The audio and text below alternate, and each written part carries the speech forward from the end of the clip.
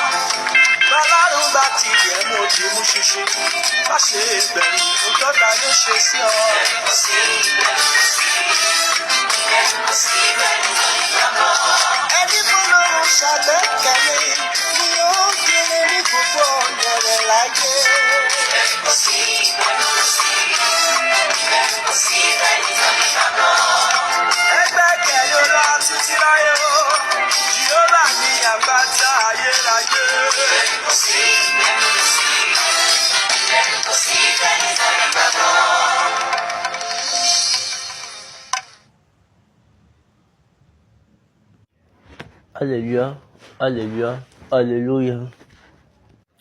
Bonjour, bonsoir, bonne soirée à vous partout où vous êtes sur la surface terrestre. C'est encore un autre moment sur la plateforme True Order Season pour la rubrique des séries de questions bibliques, des séries de questions-réponses. Ma prière habituelle pour nous est que Dieu soit continuel avec nous. Maintenant, prions. Jésus Christ, olúwa ìṣe ọba mímọ́ adúpẹ́ lọ́wọ́ rẹ o ọ̀fẹ́ àti àyè tó fi gbà tó fi wá sí àkókò yìí àdúpẹ́ gbọpẹgbẹ yìí wá lódodo ní ọba ìmísí látòkè wá mí sí ọkàn wa. Yàwá símọ́ nípa òdodo rẹ kí èyí ta ó wí èyí ta ó gbọ́ kó fi pa ọ̀nà yìí hàn wá ká nìyẹn fún gbogbo ọ̀rọ̀ rẹ lórúkọ Jésù lọ́wọ́. The Lord's Prayer. Our Father, what in heaven, hallowed be thy name, thy kingdom come. Thy will done in earth as it is in heaven. Was this their daily bread? And forgive us our trespasses, as we forgive those who trespass against us. And lead us not into temptation, but we are from all evils. For thine is the kingdom, power, and the glory forever. Amen. Send to praise the Lord. Hallelujah, hallelujah, hallelujah, hallelujah, hallelujah, hallelujah, hallelujah. Une fois encore, soyez les bienvenus sur cette plateforme, à cette session, à cette merveilleuse session, en ce moment merveilleux. C'est vraiment un bon temps. Nous étions sur la série de Jacob, sur la branche de Joseph. Mais la séance dernière, on avait parlé sur la branche de Judas. Que Dieu nous donne la grâce pour pouvoir maîtriser toutes les situations. Comme j'étais en train de dire, nous étions sur Judas, l'une des branches de la série de Jacob. Judas, le quatrième fils de Jacob. Il a un ami et son nom était Ira. Et il s'est marié avec une fille appelée Shua. Il l'a pris pour femme et elle lui a donné 3 fils. On a Onan et Sheila. Donc Judas a pris de femme pour son premier-né, qui est nommé Tamar. Le premier-né de Juda était méchant aux yeux de l'Éternel. À cause de la méchanceté de Dieu l'a tué. À cet effet, Juda a encore donné Onan pour mari à la femme Tamar du moins, son deuxième né, afin que cet homme pourra donner une postérité à son frère Malheureusement pour Onan, quand elle va vers Tamar, et puis il constate que il avait quelque chose dans sa mentalité que lui ne va pas donner une postérité à son frère. Donc pour cela, il verse son truc par terre. Et la Bible dit, ça déplut l'Éternel. Et Dieu l'a aussi tué. Judas ne comprenait pas ce qui se passait. Et il a commencé par penser en lui-même, est-ce que je vais encore donner mon troisième garçon à cette femme-là? Et il a dit en lui que ça ne peut pas être possible. Là, qu'est-ce qu'il a fait? Il a dit à la femme, Tamar, d'aller dans la maison de son père. Donc, Tamar a quitté Judas pour aller dans sa maison, la maison de son père. Après ces choses, la femme de Judas est morte. Judas avait promis à Tamar, quand Sheila serait grand, il va la donner comme mari. Mais avec le temps, Judas a donné une autre femme à Sheila. Donc Tamar a appris cela, elle était restée silencieuse. Donc c'était maintenant le temps pour Judas d'aller vers les personnes qui prennent des brebis. Donc comme Tamar l'a appris, elle s'est déguisée et elle a déposé son vêtement de veuve et elle a pris un autre vêtement et elle était assise sur le chemin. Donc une fois sur le chemin, Judas, en voulant passer par là, Judas l'a constaté. Donc Judas a vu que c'est une prostituée et Judas lui a proposé, je vais aller vers toi. Maintenant, Tamar s'est mis d'accord. Et Baba pose cette question, pourquoi Judas n'a pas pu reconnaître Tamar? Alors que Tamar était sa belle-fille. Et Baba dit, elle aurait déjà maquillé son visage. Donc ils ont décidé, Judas a décidé d'aller vers elle. Et puis elle a dit, qu'est-ce que veux-tu me donner? Et Judas lui a dit, et Judas a dit chevreau. Et la fille a demandé, où est le chevreau? Et Judas lui a dit, je l'ai pas actuellement chez moi, mais je vais te l'envoyer du moins. La Tamar a demandé un gage, donne-moi un gage. Et là, je vais te les retourner quand tu vas m'envoyer vraiment. Et Judas lui a demandé, quelle preuve veux-tu? Et Tamar a pris tous les sens de la vie de Judas. Elle a pris son cachet, son tendon ou bracelet, excusez, son cordon ou bien bracelet. Elle a pris également son bâton. Elle a pris ces trois choses-là, elle les a gardées pour elle. Et Judas était d'accord et puis il était allé vers lui. Donc après, il a envoyé le chevreau.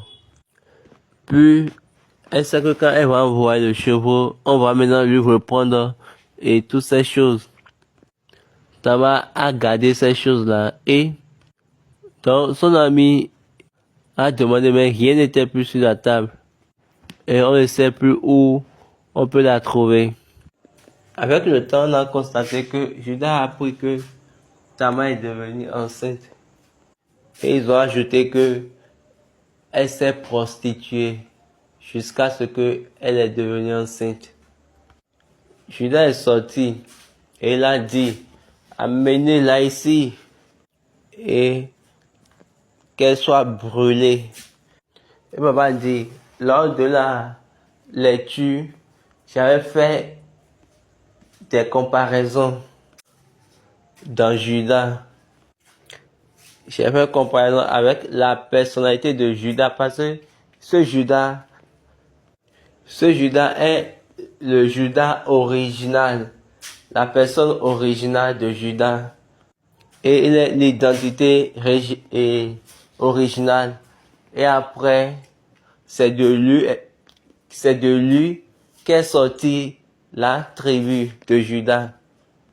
Donc on a fait plusieurs comparaisons et analyses de cette personnalité dans la nature de la tribu. David est notre première personne. Donc Tamar a pris les 3 objets qui représentaient l'essence de Judas. Donc quand on a dit qu'on va la tuer, elle a fait sortir les 3. Puis elle ajoute, c'est la personne à qui appartient ces objets qui m'a enceinté. Aussitôt, Judas est venu et puis il a dit, elle est plus juste que moi. Et Judas ajoute, mais je veux plus aller vers toi encore. Donc Tamar a accouché et puis elle a accouché jumeaux, Paré et Zerach. Dieu, à travers cela, il a restitué à Judas ses 2 fils perdus qui étaient tués ou bien qui étaient morts à côté de Tamar. Donc Dieu a ramené cela sous une autre forme. Donc ceux-là, c'est les Babatoundé, comme nous les appelons en Yoruba. Donc 2 fils de Judas étaient partis par Tamar. 2 fils de Judas sont venus par Tamar. Quelle est cette chose-là? C'est juste la montrer. C'est juste la montrer qu'il est Dieu.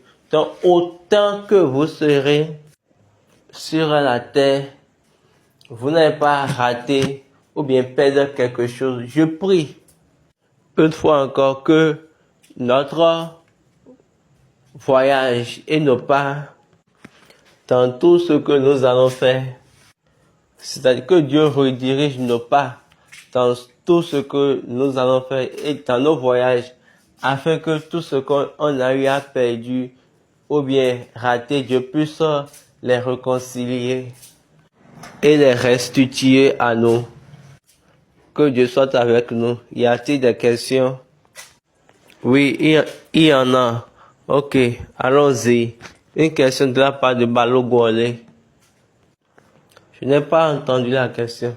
Mais la réponse de Baba. Baba dit, peut-être je peux dire cette chose.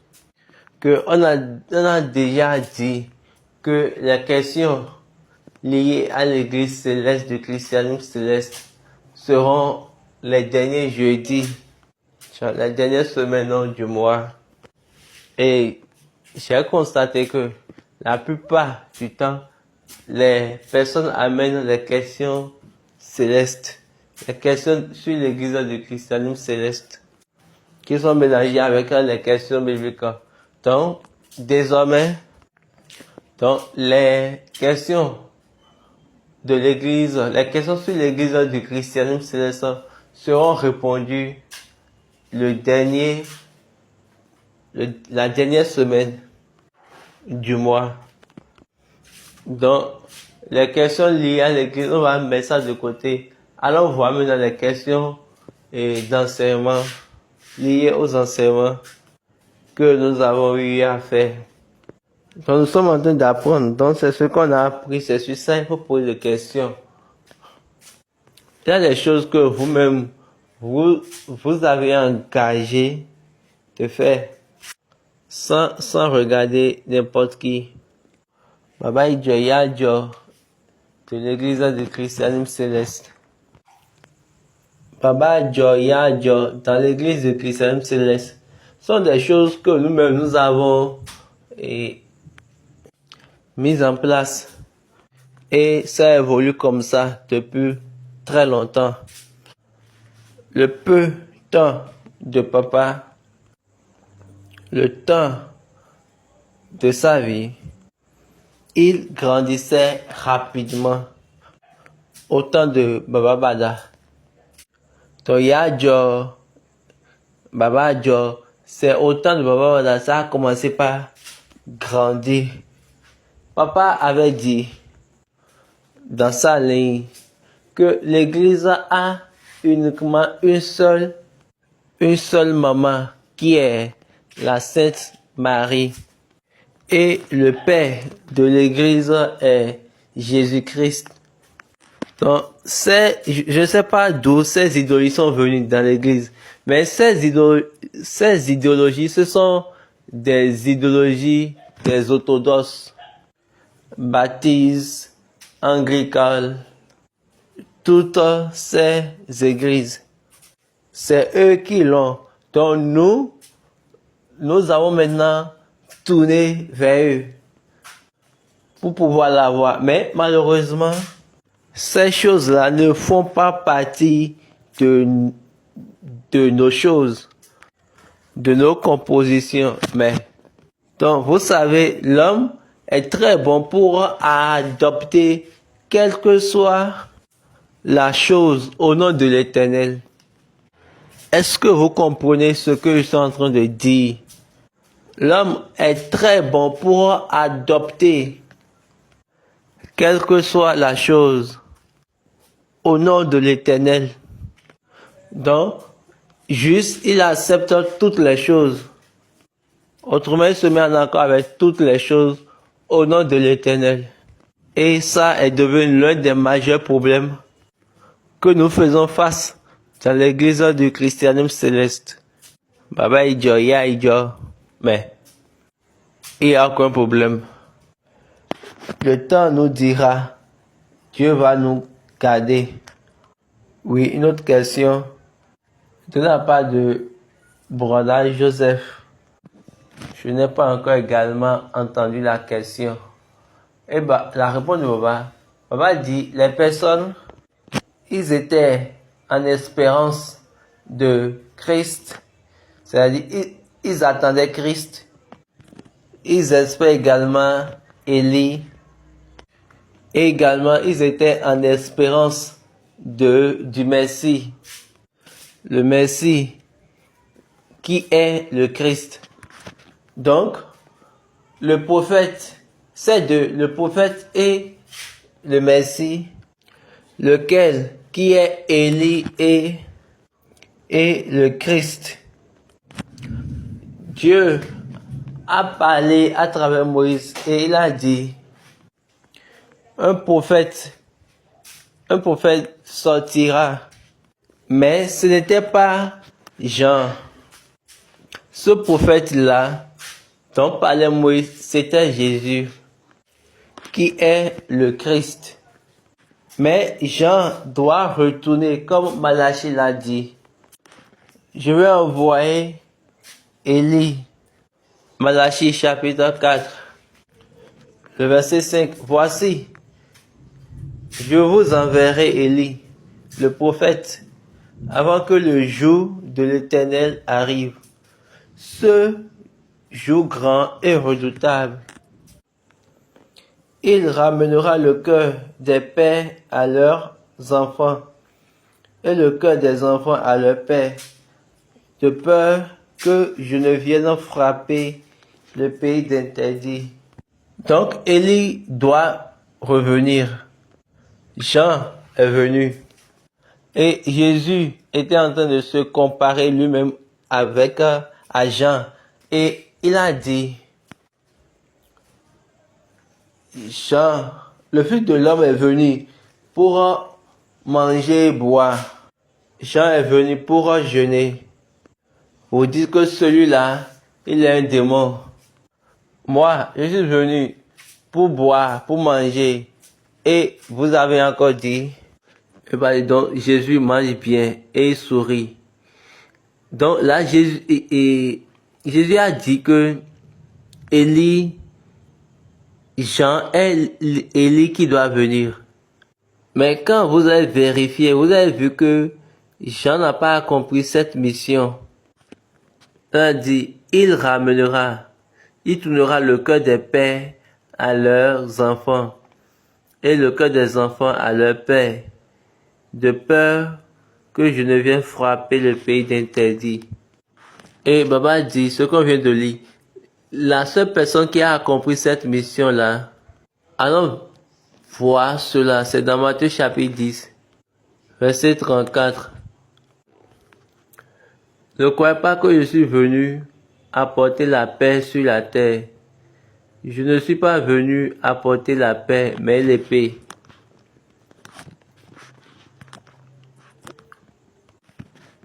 Le verset 35. Car je suis venu mettre la division entre l'homme et son père, entre la fille et sa mère, entre la belle-fille et sa belle-mère. Et l'homme aura pour ennemi les gens de sa maison.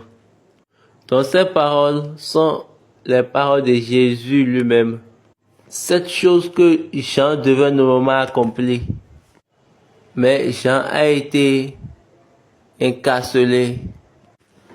C'est pour cette raison que Dieu a envoyé quelqu'un que nous espérons.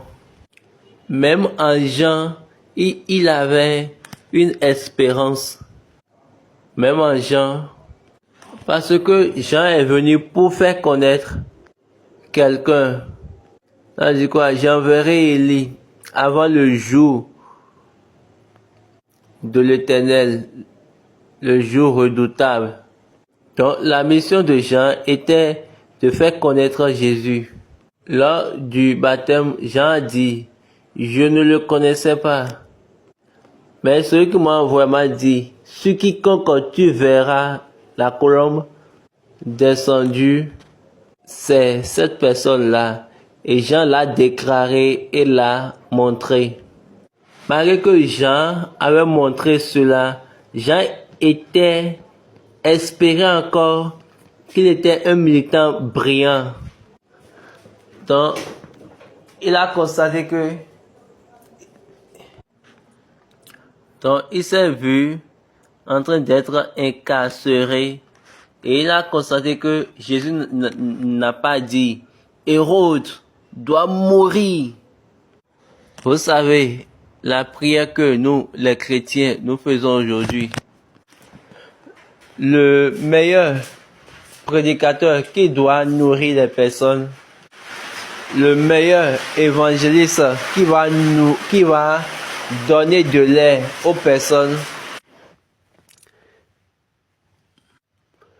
et le peuple serait assoiffé. Là, c'est un évangéliste qui connaît que le combat, que la guerre. Il ne va pas parler du péché, ni de la justice. Mais à chaque fois, il va parler des ennemis de ta maison. Tous les ennemis de la maison de ta mère. Même ceux qui sont à l'étranger, ils aiment les ennemis de leur maison. Les ennemis de la maison du père. Les ennemis de la maison de la mère. Parce que ils ont tendance à penser, j'ai des ennemis, c'est pourquoi j'ai fui, je suis parti à London.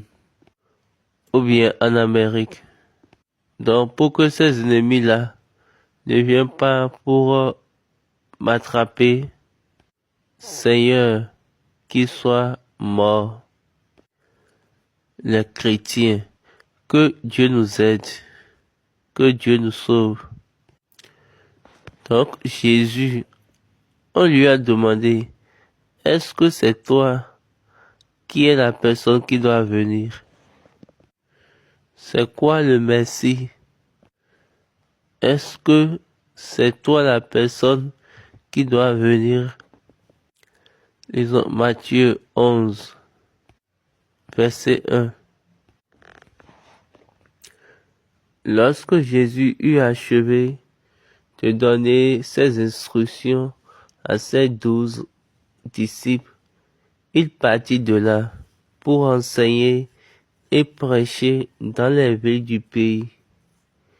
Jean, ayant entendu parler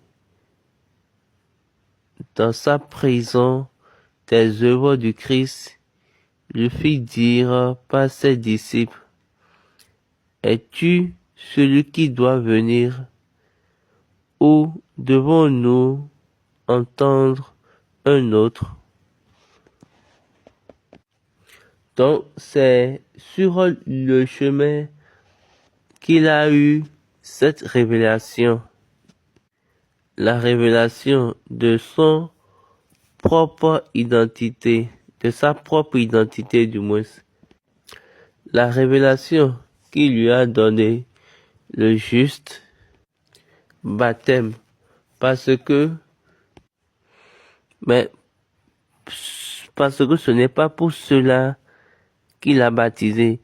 Donc, lui, il est la personne qui va purifier Christ, qui doit laver le Christ, présenter le Christ, c'est-à-dire faire montrer le Christ.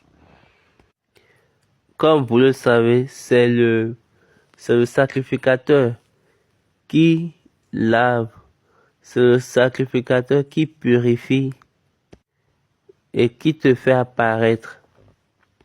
Donc, la mission de Jean en tant que enfant du souverain sacrificateur, ça lui a qualifié, ceci lui a donné la qualification d'être prêtre, d'être sacrificateur. C'est le sacrificateur en siège qui sera la personne qui doit faire ça autant. Mais c'est Jean qui l'a fait connaître pour son temps. Je ne sais pas si vous comprenez ce que je viens de dire. Jean l'a révélé pour son temps. C'est le sacrificateur qui est la personne qui doit le faire reconnaître, qui doit le faire montrer en son temps. Jean était en avance sur son temps pour que tous ceux qui le fixera avec leurs yeux, voici l'agneau de Dieu. Donc, il a dit cela avant que le temps ne vienne. Il était en train de dire cela pour que le temps puisse venir. Jean l'a révélé pour son temps. Et Caïphe était la personne qui l'a fait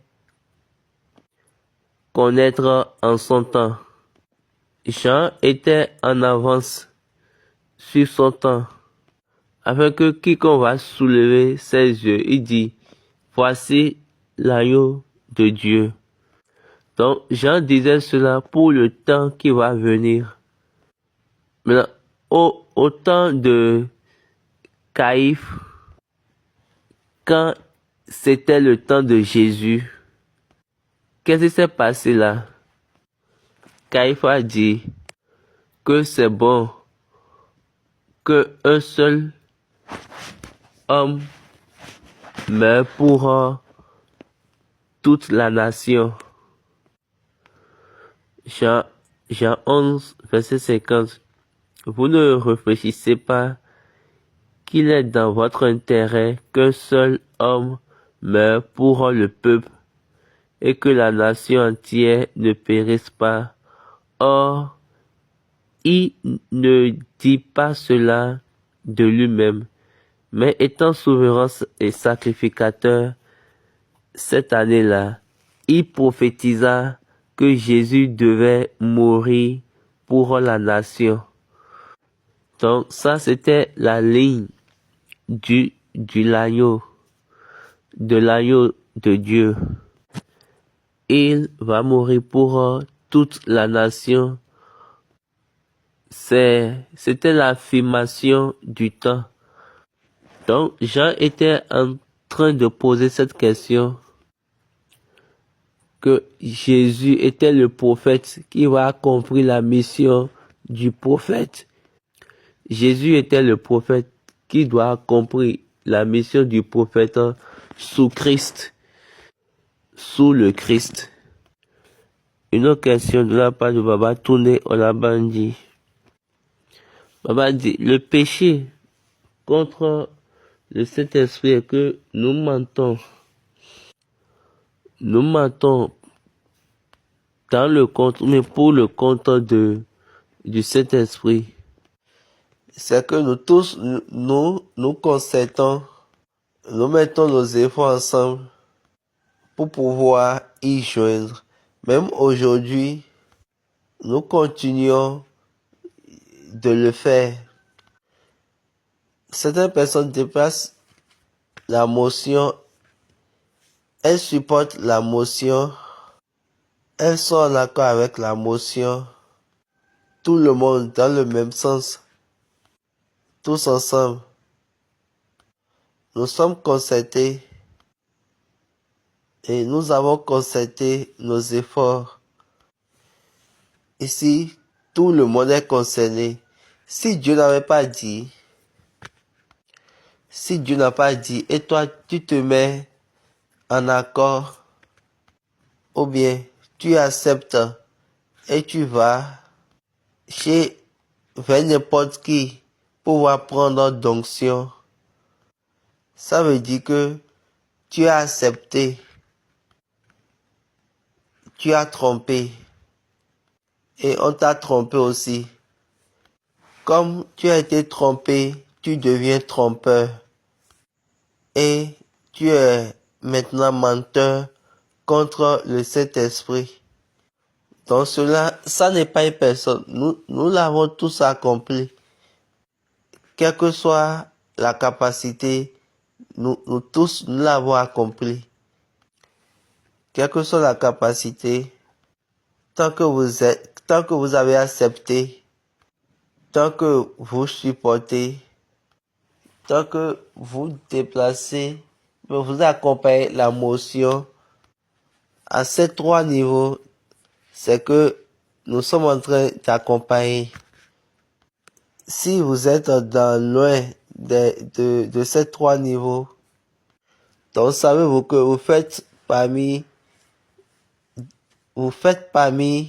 savez-vous que vous êtes parmi les membres de cette tromperie. Et Baba dit, seul Dieu va nous sauver. Amen. Mais la parole de Dieu ne va pas venir en accomplissement. C'est ce que Jésus a dit. Comme SBJ me l'a dit, il a dit que c'est en ce moment-là, vous allez savoir que SBJ Oshofa est un prophète. Donc, la personne a posé des questions sur Genèse 38. Donc, je lis la partie. Et cependant, l'accouchement, il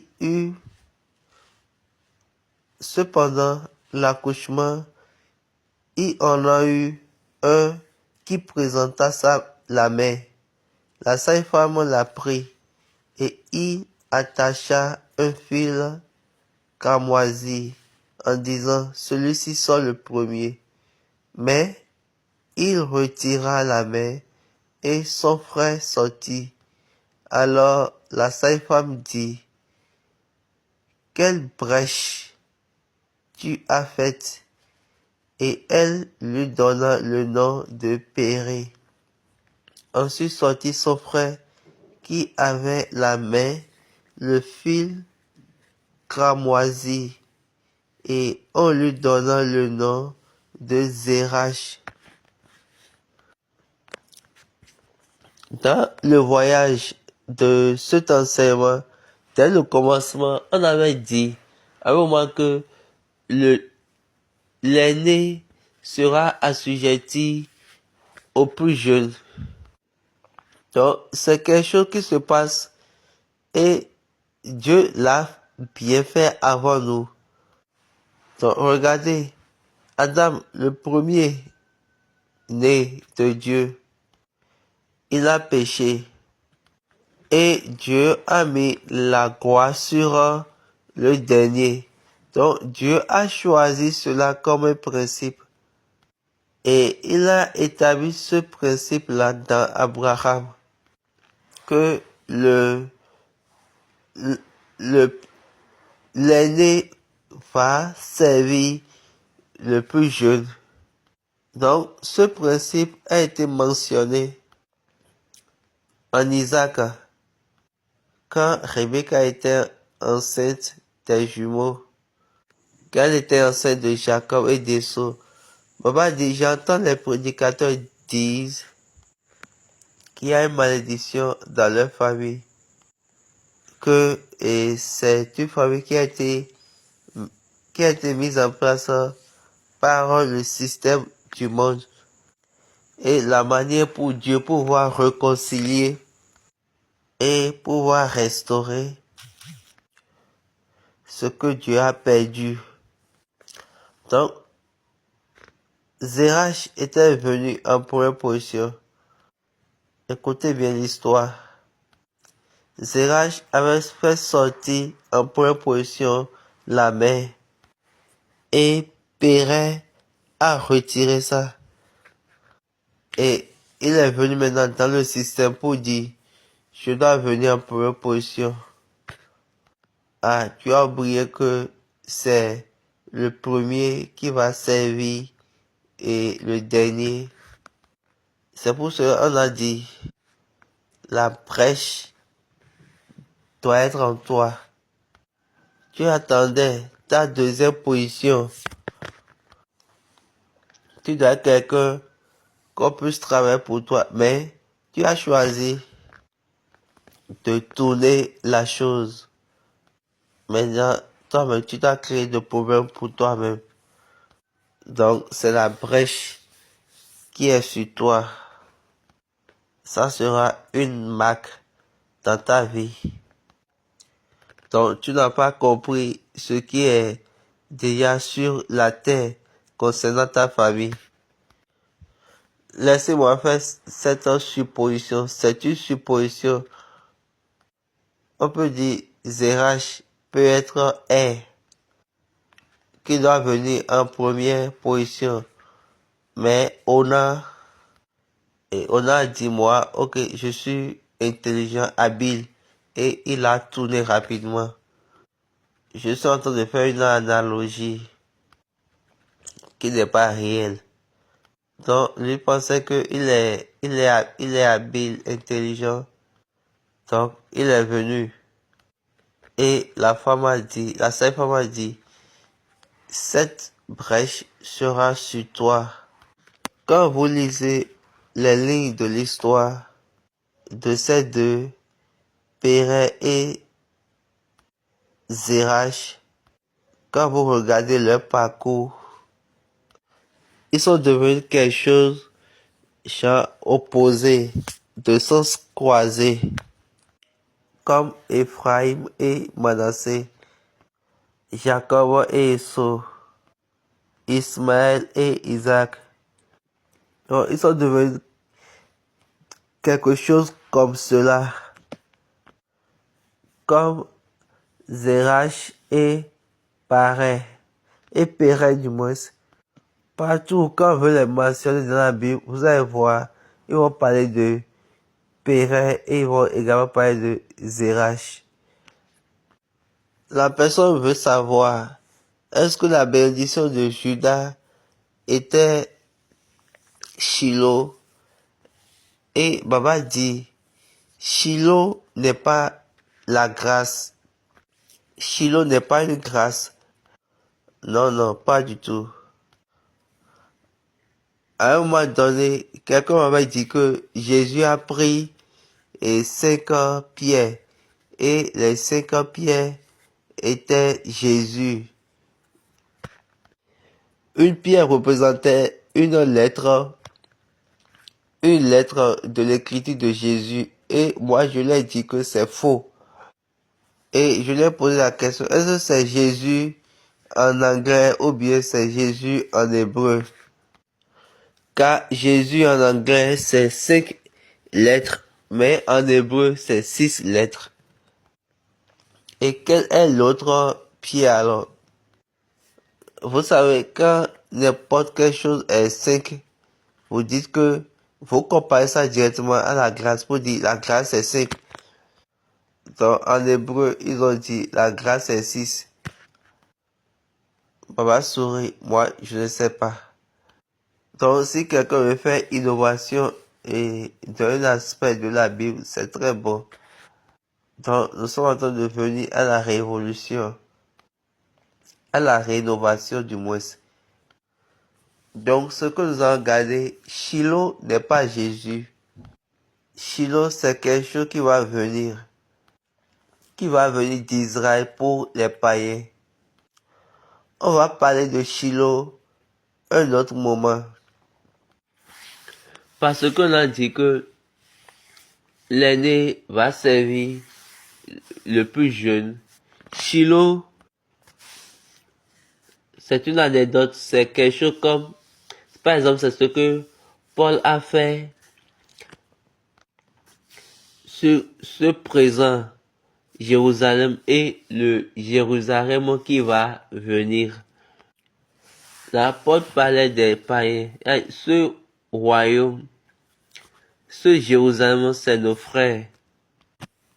Comme Paul a parlé de Sarah et d'Agar, de ce présent Jérusalem et du Jérusalem, à venir. Paul est en train de parler des païens là. Il a dit ce Jérusalem là est notre mère. Donc il disait ça en parlant aux Juifs. Donc Shiloh viendra. Shiloh appartient à la génération des païens qui viendront pour croire. Papa dit, il y a un prophète de la Bible qui a parlé de Shiloh. Allez à Shiloh, ne venez pas à Bethel. Donc nous allons commencer par parler de ces lieux monumentaux, de ces places monumentales du moins, pour les Israélites. Parce que Shiloh doit venir après la résurrection. Quand l'église des païens sera ajoutée, Jésus a dit dans Jean 10, verset 16, que j'ai encore d'autres brebis qui ne sont pas de cette bergerie. Celles-là, il faut que je les amène. Elles entendront ma voix et il y aura un seul troupeau, un seul berger.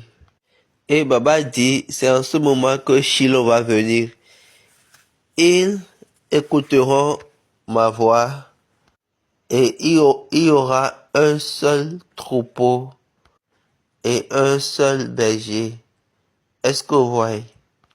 C'est en ce moment-là que Shiloh va venir. Donc, nous allons assembler tous en un. Donc, Jésus n'est pas le Shiloh. C'est une mauvaise interprétation. La question, la personne veut savoir, est-ce que les anges ont été créés avant les hommes? Oui, avant l'homme. Et Baba a dit oui. Baba a dit que Lucifer était la garde d'Adam dans le jardin. Oui, ils ont été créés avant l'homme. Lisons Ésaïe 63 à partir du verset 7. Je publierai les grâces de l'Éternel, les louanges de l'Éternel, d'après tout ce que l'Éternel a fait pour nous. Je dirai sa grande bonté envers la maison d'Israël, qu'il a traité selon ses compassions et la richesse de son amour. Il avait dit, certainement, ils sont mon peuple, des enfants qui ne seront pas infidèles, et il a été pour eux un sauveur.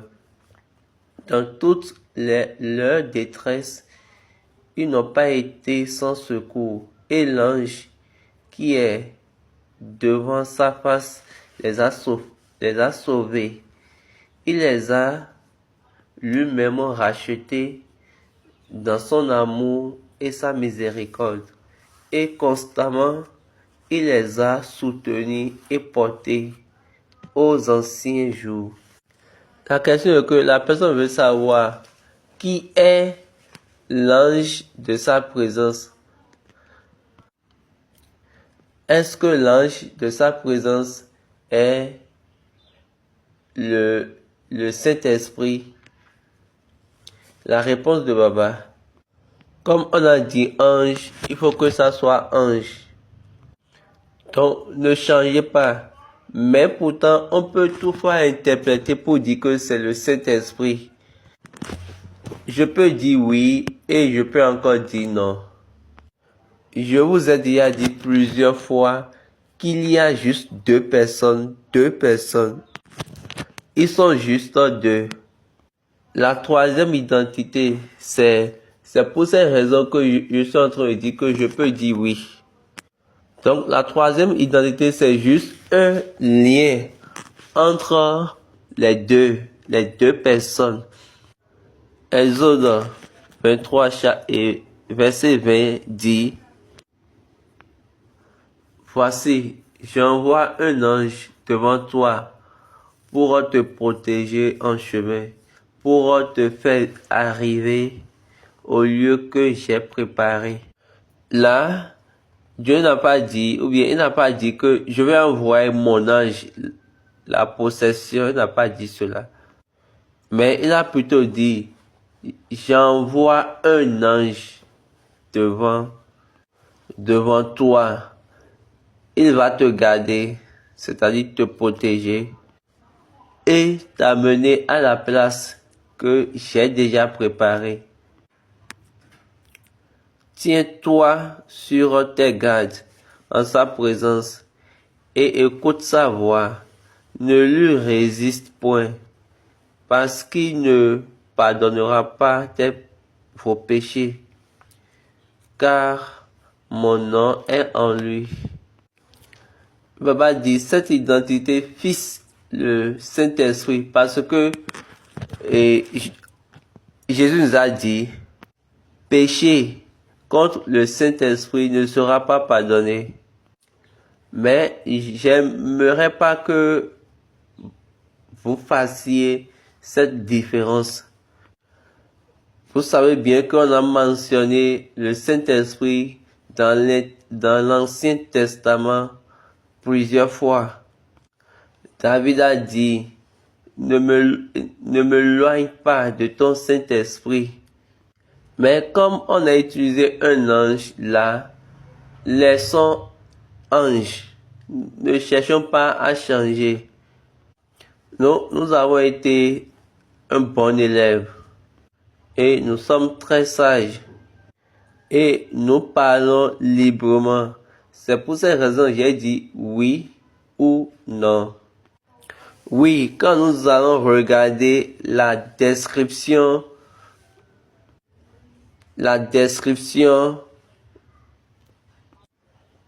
des paroles,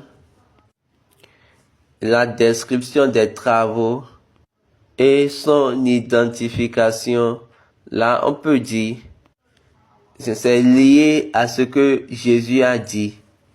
Là on peut dire que c'est le Saint-Esprit, mais ce n'est pas ça que je veux. Je veux juste rester simple, comme ça a été donné, comme ça a été écrit dans la Bible. Et je vais me mettre en accord avec la manière dont ça a été dit. Aujourd'hui, il y a trop de contradictions pour dire que Jésus n'est pas fils de Dieu. Ou bien on dit Jésus est 100% Dieu, 100% homme. Non, non. J'étais assis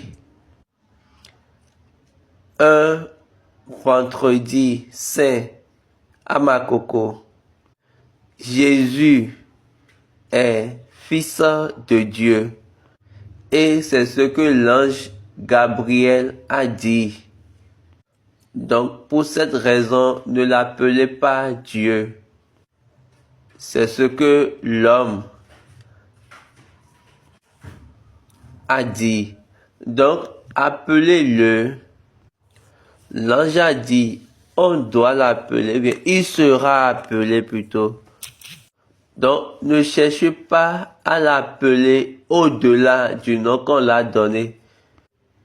Ne parlons pas plus que Dieu.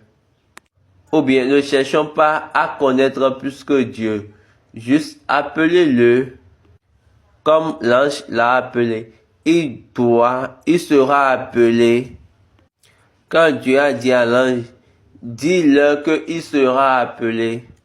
Donc, je ne veux plus commencer par dire en moi-même que il devait dire. Ou bien, sais-tu que c'est Dieu? Et c'est juste pour justifier ce que vous avez dit. Donc, c'est Dieu sur la terre. Il est 100% Dieu, 100% homme. Il ne peut pas dire non. Il n'y a rien qui dit cela. Rien. Il ne peut pas dire, il est 100% homme. C'est tout. Il n'est pas 100% Dieu. Donc si la Bible a dit, si vous avez vraiment un Dieu, est-ce que c'est lui qui vous a enseigné ça? C'est lui qui vous enseigne de telle manière. Vous ne serez pas qualifié quand vous enseignez de telle manière. Moi, je cherche juste à garder la manière dont ça a été dit. Donc, je cherche pas à conjuguer les choses. Quand je vois ce cas, ça peut être pour moi. C'est-à-dire quoi? Vous faites des implications. Non. Si vous faites des implications, ça ne veut pas dire que c'est ça. Laissez ça comme ça a été dit. L'ange, c'est ange. Point terminé. Continuons.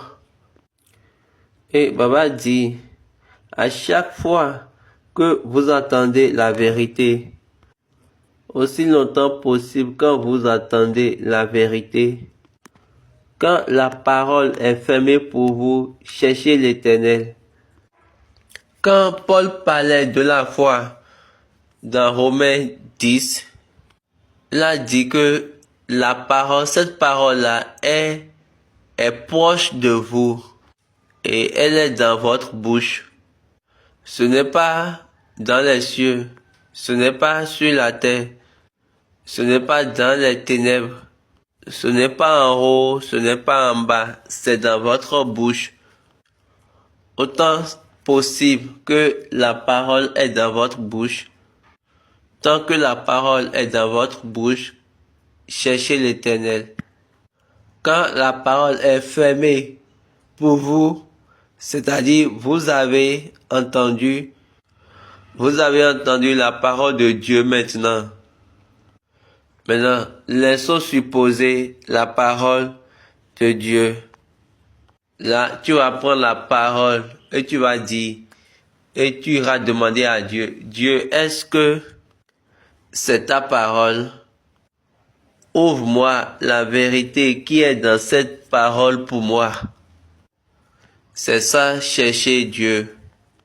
À tout moment, quand vous priez, vous ne constatez pas que vos prières ne recherchent pas Dieu. Dans vos prières, vous ne recherchez pas Dieu. Qu'est-ce que vous recherchez? Vous recherchez toutes les autres choses. Jésus a dit, recherchez d'abord le royaume de Dieu. Le royaume de Dieu, le royaume des cieux. Le royaume de Dieu, le royaume des cieux, c'est le domaine de Dieu. C'est où on appelle le domaine de Dieu. C'est là où la parole du roi y est. Donc, quand vous donnez, ou bien quand vous avez la parole de Dieu, regardez la justice. Dieu, est-ce que cette parole est telle ta parole? Fais-moi savoir. Donne-moi d'informations. Donne-moi la vérité qui est dans cette parole. Là, je peux venir au but. En faisant cela, tu es en train de rechercher Dieu. Tu es en train de rechercher l'Éternel. Du moins. Mais si c'est par rapport à que tu dis Dieu donne-moi, Dieu permets-moi, Dieu soulève-moi, élève-moi. Quand tu dis ces choses-là, tu ne recherches pas l'Éternel. Quand vous voulez rechercher Dieu, vous le recherchez par sa parole. Vous le gardez selon sa parole. Quand vous attendez la parole, c'est pour ces raisons que je dis à chaque fois que ce que vous attendez de moi, amenez-lui ça. Et de là, la vérité qui est pour vous dedans. Regardez bien ce que Jean dit. Allons lire dans la Bible 1er Jean, chapitre 2, verset 7. Bien-aimés, ce n'est pas un commandement nouveau que je vous écris, mais un commandement ancien que vous avez eu dès le commencement. Ce commandement ancien, c'est la parole que vous avez entendue. Toutefois, c'est un commandement nouveau que je vous écris, ce qui est vrai en lui et en vous, car les ténèbres se dissipent et la lumière véritable paraît déjà. Et Papa dit, au moment où vous venez au point de la vérité, là, vous devez demander à Dieu. Si vous voulez rechercher Dieu, si vous voulez rechercher vraiment Dieu, vous devez d'abord chercher ce qui est vrai dans l'Éternel en vous. Puis vous demandez, donnez-moi, mais vous demandez à Dieu, donne-moi la vérité qui est dans cette information. Parce que la vérité dit la vérité. Parce que la vérité parle librement. Et je vous le dis, si Dieu ne parle pas par moi, et le premier niveau de Dieu, bien, la première étape de Dieu pour pouvoir confirmer sa parole est que il doit d'abord vous confirmer la personne qui est en train de vous parler. Il va d'abord confirmer la personne avant d'aller confirmer sa parole. Maintenant, nous avons des paroles qui ne sont pas de Dieu. Vous savez quand vous lisez n'importe quelle partie dans la Bible, par exemple Job, il y a des gens, ils quotent plusieurs choses dans Job qui ne sont pas de Dieu. Maintenant, quand vous voulez prier, vous les utilisez au devant de Dieu. Dans la Bible, il y a plusieurs places, plusieurs parties qui ne sont pas de Dieu. Parce que à chaque fois quand vous voulez prier, vous dites, ta parole a dit, lequel n'est pas sa parole. Donc, chercher l'Éternel, c'est par rapport à la parole de Dieu. David aurait dit, j'en supposer, telle personne a dit que ta parole aurait dit. Et Baba dit, quelle parole? Pour rechercher l'Éternel, premièrement, c'est en sa parole. Quand vous attendez n'importe quelle parole, c'est la clé que papa m'a donnée. Papa m'a dit, quand vous attendez quelque chose de n'importe quel homme et que vous demandez à Dieu et Dieu n'a pas répondu, là il ne faut pas le faire car ce n'est pas céleste. Et je lui ai dit, ils vont me frapper. Il a dit, personne ne pourra te frapper. Et jusqu'à ce jour, j'étais resté vraiment dedans et personne n'a pu me frapper. Le contraire, c'est que c'est moi qui les tape très très bien. Que la gloire soit à Dieu. Dieu est fidèle. Donc, vous recherchez Dieu quand sa parole est en vous. Et quand la parole de Dieu vient vers vous, c'est simple et c'est de cette manière. Oui, continuons. Dieu a son chemin pour pouvoir se montrer fidèle. Je vous ai déjà dit, tout but a son temps, a un temps. C'est pour cette raison que quelqu'un a dit dans Ecclésiaste 3.3, quand je prends horloge, c'est le temps selon l'heure. Là, le temps selon horloge, c'est une illusion. Et ce temps-là, c'est le temps du processus. C'est du procédé jusqu'à ce que vous allez vous posséder complètement. Et Baba dit, deux choses définissent le temps. Ou deux choses font le temps. Deux choses définissent votre temps. Toi, ou bien vous, dans votre but. Toi, dans ton but. Vous avez un temps pour venir dans votre but. Vous avez une période de croissance complète pour pouvoir venir. Vous allez à l'école. Vous allez à l'école pour devenir, par exemple, docteur médicinal. C'est quoi? Vous avez appris et vous pratiquez. Et vous avez connu l'éthique, les modules, les modèles, la manière dont, et vous avez compris le système opérationnel des médicaments. Ça, c'est un. Maintenant, le deuxième aspect, vous savez bien que toute heure a deux mains. Il y a la petite main et la grande main. La petite main, c'est pour vous, pour déterminer ton temps. La grande main devient l'espérance de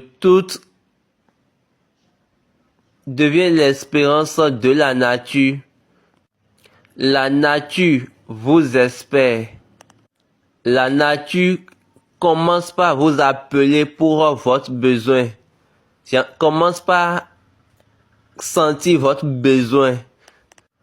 Votre besoin dans le but. Ça, c'est la grande main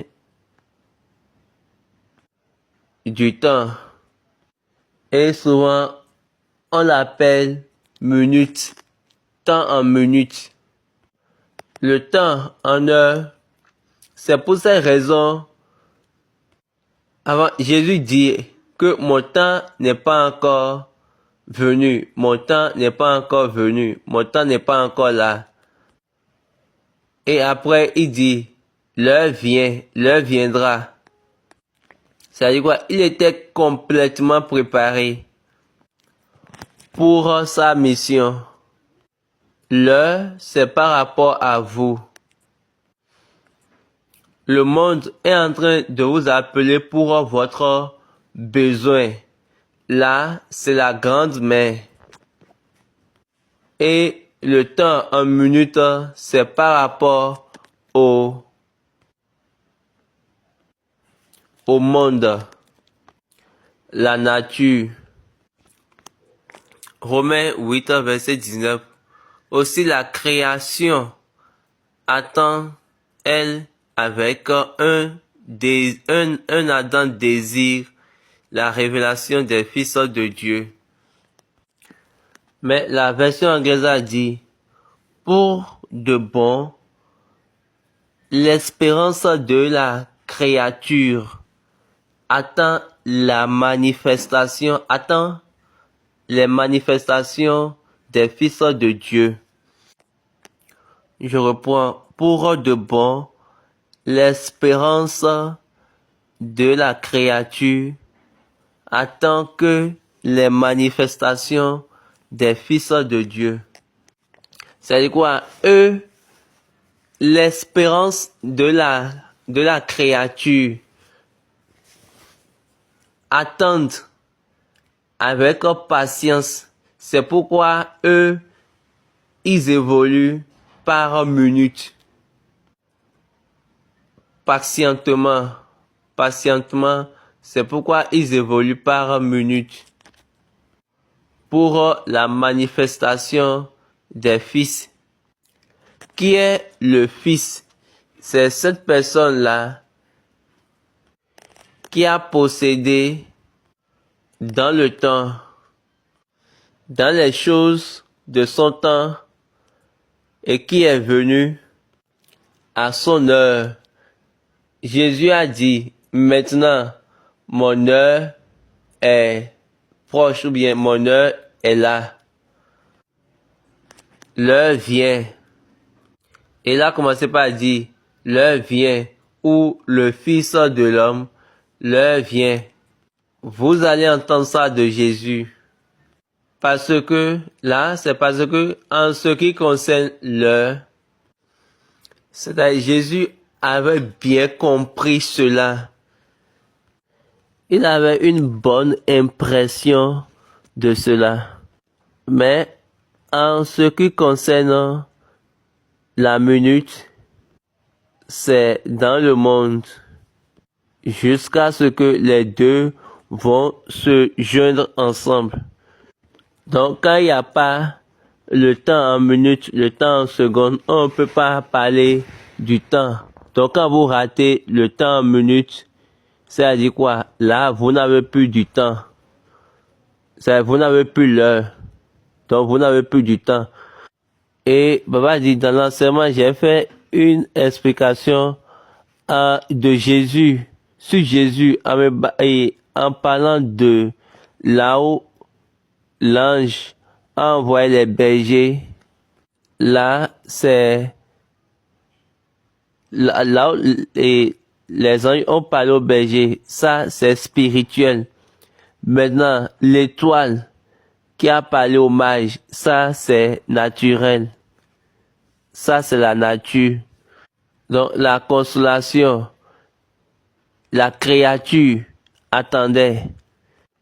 On les a déjà informés que c'est un roi, qu'il était un roi. Donc, même s'ils veulent faire de lui un roi, ils ont pris le chemin, mais ils l'ont perdu. C'est-à-dire, ils l'ont raté. Pourquoi? Parce que l'heure n'est pas encore là. Donc, il doit avoir une totale manifestation Donc, au moment où il était complètement préparé, il a commencé par dire, mon heure vient, l'heure vient, l'heure vient où le Fils de l'homme, en ce moment, il ne parle plus du temps, il ne dit plus le temps viendra. Il a commencé par parler de l'heure. L'heure vient, l'heure viendra. Parce que maintenant, il a été responsabilisé par rapport aux situations. Il est maintenant responsable de la situation. Il dit, l'heure viendra où le Fils de l'homme sera donné aux païens. Lisons Marc 14, verset 41. Il revient pour la troisième fois et leur dit, dormez maintenant et reposez-vous. C'est assez. L'heure est venue. Voici le Fils de l'homme est livré aux mains des pécheurs. Quand nous entrons aussi dans Jean 12, verset 23, Jésus leur répondit, l'heure est venue où le Fils de l'homme doit être glorifié. Donc, quand il avait complètement fini, là, il a commencé par parler de l'heure. Donc, est-ce que vous voyez? Il a commencé par utiliser l'heure. Mais au commencement, quand la Sainte Marie lui a demandé quelque chose, il a dit, mon temps n'est pas encore venu. Excusez, il a bien dit que mon heure n'est pas encore venue. Jean 2, verset 4. Mon heure n'est pas encore venue. Donc, il a dit cela parce que il savait que il n'était pas encore préparé. Il savait qu'en ce moment-là, le monde ne l'espère pas encore.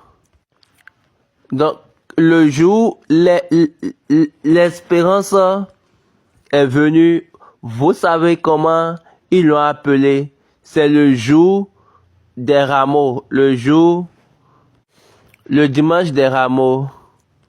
Tous les enfants d'Israël et tous ceux qui venaient en Jérusalem, ils ont pris des rameaux et ils ont dit, Hosanna, béni soit celui qui vient au nom de l'Éternel, le roi d'Israël.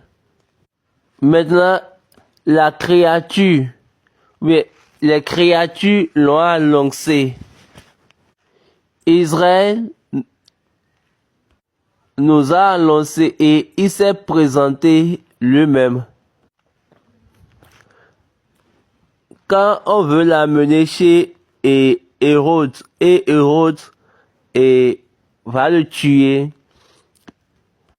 ça montre que son temps est venu et il s'est complètement préparé. Est-ce que vous pouvez imaginer, dans ces 7 jours, il doit aller pouvoir devenir le sauveur. Pourquoi cela? Adam qui avait péché, Adam qui était dans le jardin, était le roi du monde.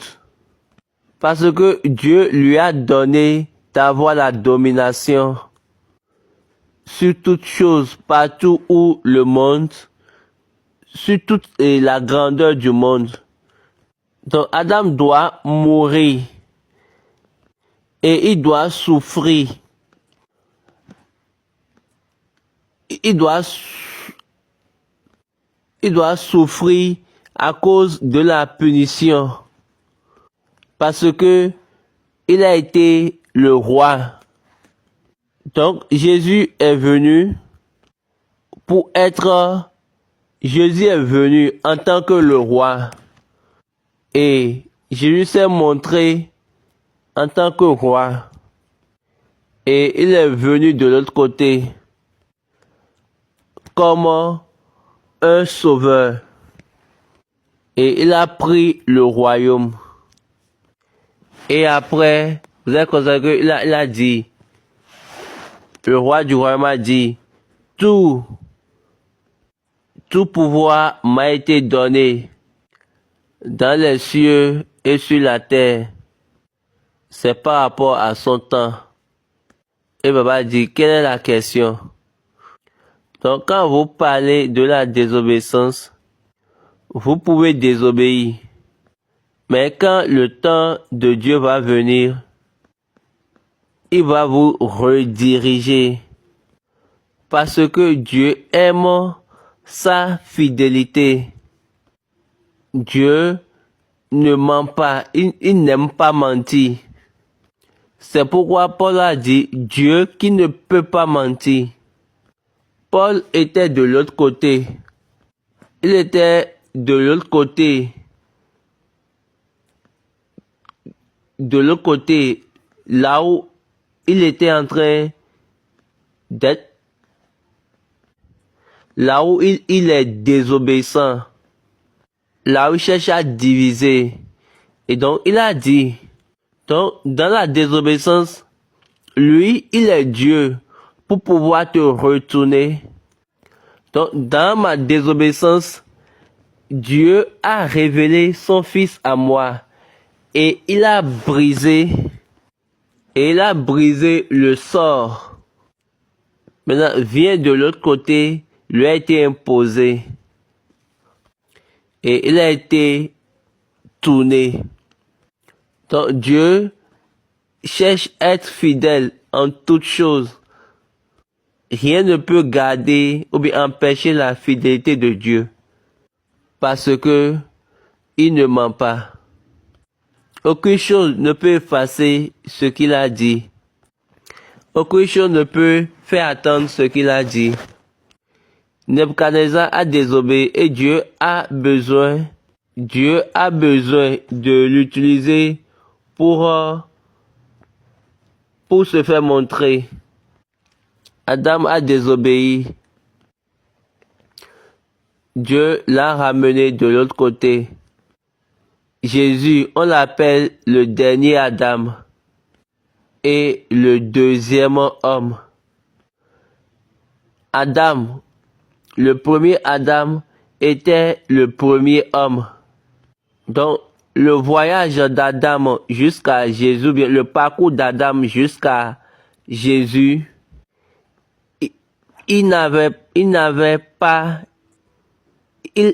on n'a qu'un seul Adam. Mais on n'a plus aucun homme. Donc, quand on prend Abraham, Methuselah, Enoch,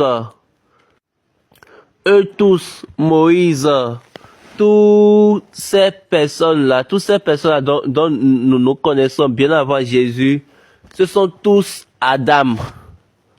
Ils sont tous Adam. Il n'y a pas un homme parmi eux. Aucun. Il n'y a pas un homme. On a dit à un prophète que je cherche un homme que je vais envoyer. Je ne cherche pas Adam parmi eux, mais un homme, mais je n'ai même pas trouvé. Jusqu'à ce que Jésus est venu.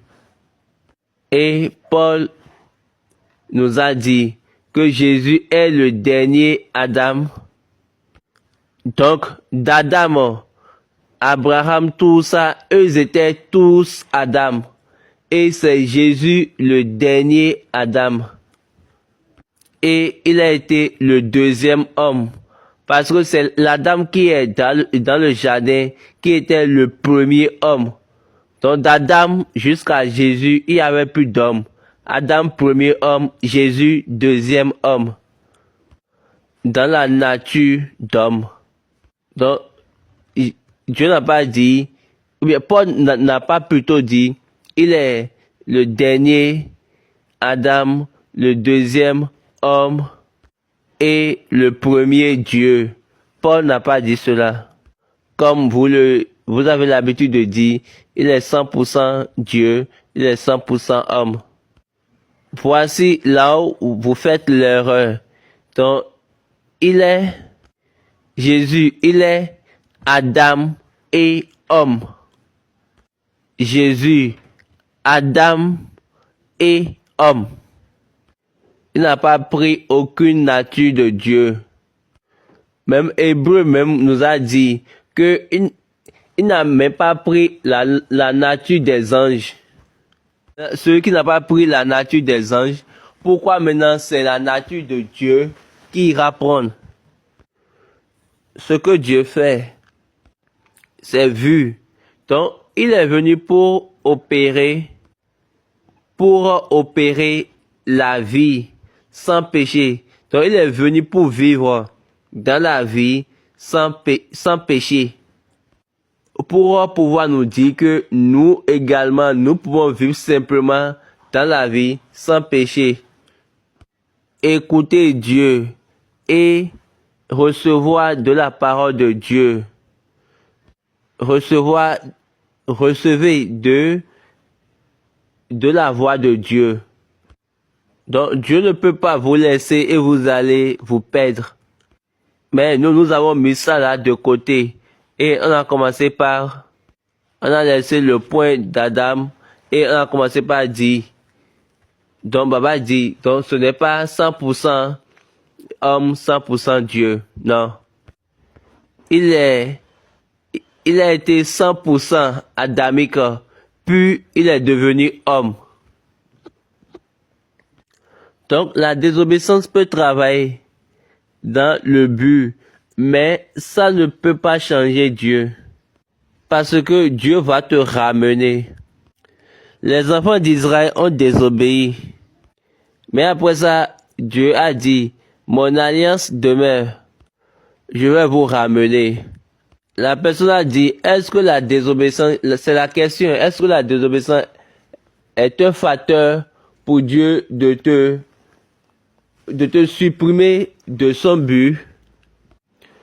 Le but de Dieu.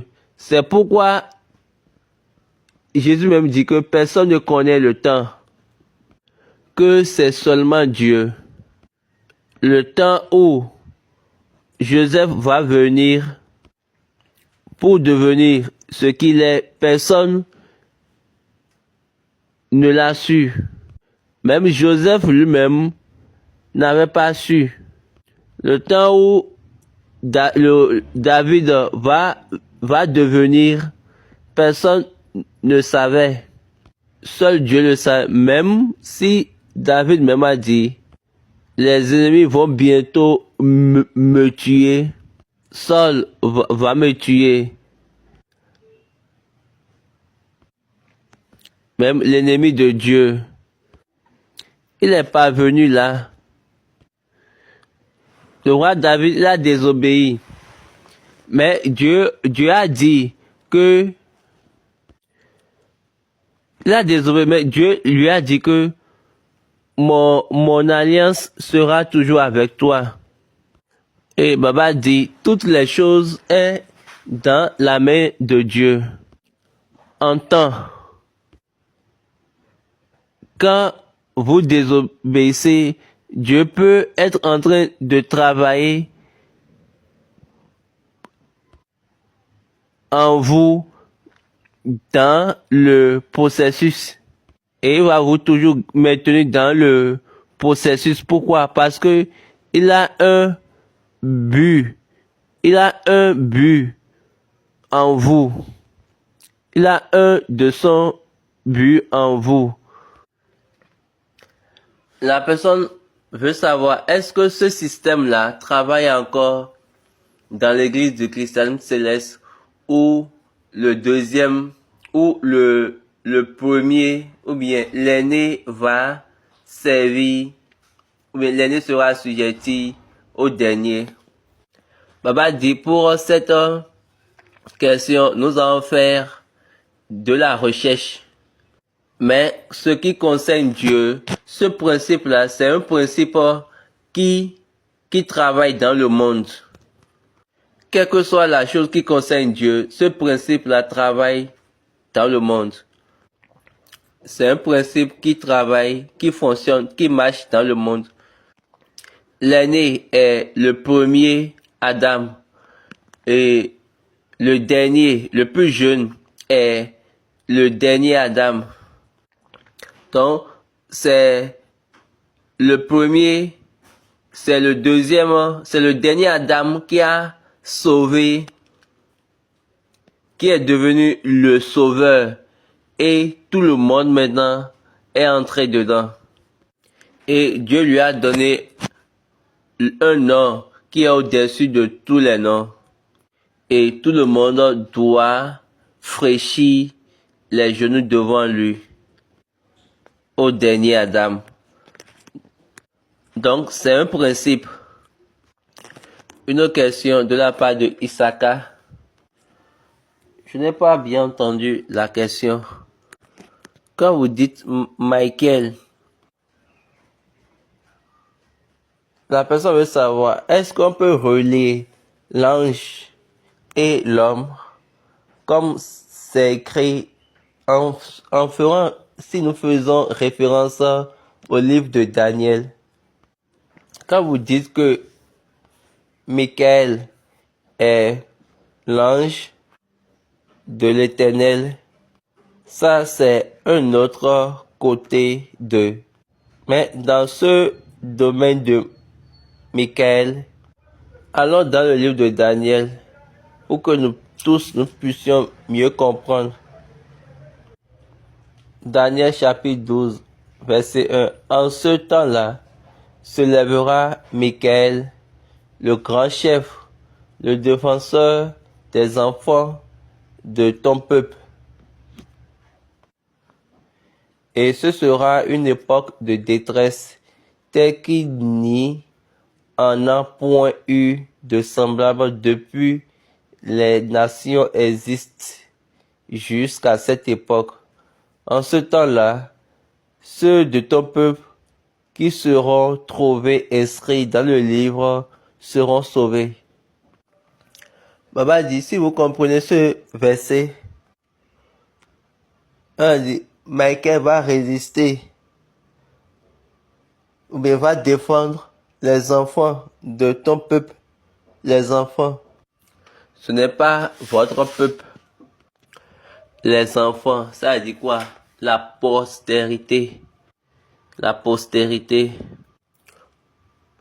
Au temps de la guerre du monde, Dieu a envoyé Michael pour les enfants des Juifs.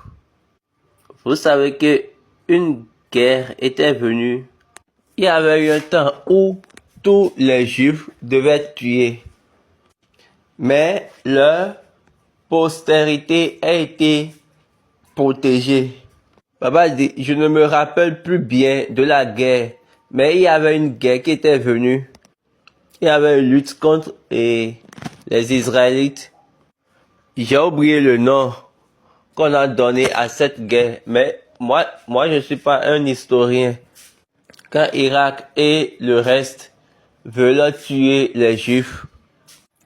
Maintenant, au temps de la guerre mondiale, c'était une opportunité pour eux d'affaiblir, bien de tuer les Israélites. Mais non. Mais Dieu a gardé, a protégé la postérité à travers Michael. C'est différent de quand les personnes elles-mêmes du moins. Ici, c'est les enfants de ton peuple. C'est-à-dire, un temps viendra. Avant, Dieu a envoyé un ange devant les Israélites quand ils quittaient l'Égypte.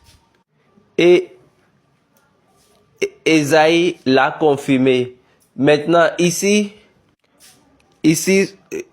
en ce qui concerne Daniel là, c'est dans le futur. En ce temps-là, au temps de la guerre, en ce temps-là, tout ton peuple sera délivré. En ce temps-là, ceux de ton peuple qui seront trouvés inscrits dans le livre seront sauvés. Donc là, c'est de cette manière Dieu fait. Il aura ce temps que Dieu a déjà préparé et il a déjà dit, telle personne va être sauvée, telle personne va être sauvée, telle personne va être sauvée. Au temps de la guerre. Ce n'est pas pour rien, Jésus est venu, il a dit, si j'aimerais que Jean serait là jusqu'à ce que je sois revenu. Quelle est cette vérité? Est-ce que la Bible est en train de dire que Jean ne va pas mourir? Non, il n'a pas dit cela. Et ça s'est passé au temps de Jean. Ça s'est passé dans la vie de Jean. Selon ce que l'histoire a dit, on a mis Jean on l'a mis dans huile chaude. Il n'est pas mort. On l'a mis dans l'eau. Il n'est pas mort. Dans le feu. Il n'est pas mort. Là, ils l'ont juste puni et ils se sont débarrassés de lui. Va-t'en de nous. Va loin de nous. Et il vivait jusqu'à... Il a vu la révélation. Donc, la Bible ne nous a pas dit... Après avoir donné la révélation, la Bible ne nous a pas dit, d'accord, et maintenant il est mort. Est-ce qu'il est écrit là, maintenant je veux mourir? Donc là, personne ne peut savoir là où il est. Mais malheureusement, les personnes viennent plutôt nous dire, l'apôtre Jean, les anges étaient venus pour l'amener dans les cieux. J'ai vu plusieurs choses. Donc ces choses-là, moi, ça ne me dit rien. J'ai besoin juste d'aller devant Dieu et de me prosterner pour dire, Dieu, comment Jean est mort? Oui, est-ce qu'il est mort ou bien comment il a fini? Jésus a dit ce qu'il veut dire et puis c'est fini. Maintenant, quand vous venez, vous dites Michael a été déjà ordonné pour la fin des temps et non au début du temps et non au commencement du temps. Lui, il a été ordonné pour la fin des temps. Parce qu'il doit lutter pour les enfants du peuple de Dieu. Ceux dont leur nom est écrit dans le livre. Donc, il n'y a plus de questions. Non, il n'y en a plus. Et papa dit, c'est de là, et l'église céleste 1910, ben ouais, Jamie. Donc, nous vous remercions pour cette session. Et nous remercions Dieu pour cette opportunité. Lui qui nous a fait sortir et nous avons parlé. Et nous avons donné des réponses aux questions par son inspiration. Nous voulons encore dire une fois, c'était un bon moment d'être avec vous et vous avec moi. Donc, si vous avez des questions comme telles et vous venez à la table et nous y discutons, je suis qu'il y a eu une transmission de connaissances. Surtout pour cette question, quand la personne a demandé comment chercher l'Éternel, et j'ai dit, c'est un besoin pour nous. Nous avons besoin. Autrement dit, il est nécessaire pour nous, quand sa parole est sur la table avec vous, par votre bouche, allez vers Dieu et obtenez la vérité. Donc, ne me prenez pas comme la personne qui dit la vérité. Non, non. Ce n'est pas ça l'ordre en Dieu. La personne qui parle de la vérité, c'est Jésus. Donc, c'est très beau quand tu amènes cette chose-là qui est véridique en laissant les ténèbres passer. Tout le monde peut venir, tout le monde peut sortir pour dire, Dieu m'a dit, le Saint-Esprit m'a dit, ou bien j'ai écouté ça j'ai entendu ça du Saint-Esprit. Ça ne dérange rien. Ce que nous avons besoin, c'est de laisser la vérité. Donc, et l'esprit qui secoue, qui vient secourir la vérité, viendra. Et quand l'esprit sera là, il va maintenant secourir la vérité. Donc, pour avoir cela, toute parole que vous avez, amenez ça avec Dieu, de votre bouche, et non de votre cerveau, de votre bouche. Il faut pas transformer, il faut pas déformer la parole. Faut pas supposer. Faut pas penser. Qu'est-ce que tu vas faire?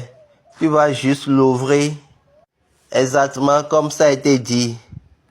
Dieu, c'est cette chose-là que Ademola a dit. Donc, c'est ça l'a dit. Maintenant, quelle est la vérité qui est dedans? Donne-moi ce qui est véridique dedans. Vous allez voir, il va venir en esprit pour vous parler. Excusez, vous allez voir qui viendra vous parler du moins. Y a-t-il de vérité en cela? Moi, le Dieu que moi je sers, c'est un vrai Dieu. Et il parle. Moi, je n'ai jamais adoré un Dieu qui est en dehors de ce Dieu. J'adore uniquement ce Dieu, juste ce Dieu. C'est bon quand vous connaissez ce qu'il faut savoir et quand vous y mettez en pratique. Que Dieu soit avec nous. Maintenant, prions. Jehovah, Jésù Kristi, bí máa jẹ. Bàbá mímọ́ ń ṣeun, ó lọ fẹ́ àti ìfààyè gbà, ó fún ọ ní àkókò yìí. Pé fún ìmúdúró àti ìfẹsẹ̀múlẹ̀ rí ẹ fún ayé wa, wọ́n pẹ́ gba ìyìn wa. Bá òdodo mo fi ọkàn gbogbo ní ẹ lọ́wọ́. Ìrẹ́ tó ń tanná ìmọ́lẹ̀ òtítọ́. Ọlẹ́ ìmọ́lẹ̀ òtítọ́ fún ọkàn wa. Mo jẹ́ ọkàn wa mọ́lẹ̀ nínú òtítọ́ rẹ. Gbogbo ẹ̀tàn àti èké tí ń bí wa gbára nínú ayé ènìyàn. Sí ìsinmi lórúkọ Jésù ìjóná pátápátá. Jẹ́ kí ìmọ́lẹ̀ òtítọ́ kó ṣamọ̀nà wa. Ká lè rìn nípa ọ̀nà ìyè. Ká lè jogún ẹ̀rí ẹ̀ lórúkọ Jésù lọ́wọ́. Méjì. Hallelujah, hallelujah, hallelujah, hallelujah. Nous remercions pour votre présence à cette session. Je prie que Dieu, notre Dieu, aille plutôt avec nous dans le week-end et qu'il nous garde jusqu'à la semaine prochaine. Amen. Selon sa volonté et selon son but, ainsi soit-il. Amen. Au revoir. Que Dieu bénisse.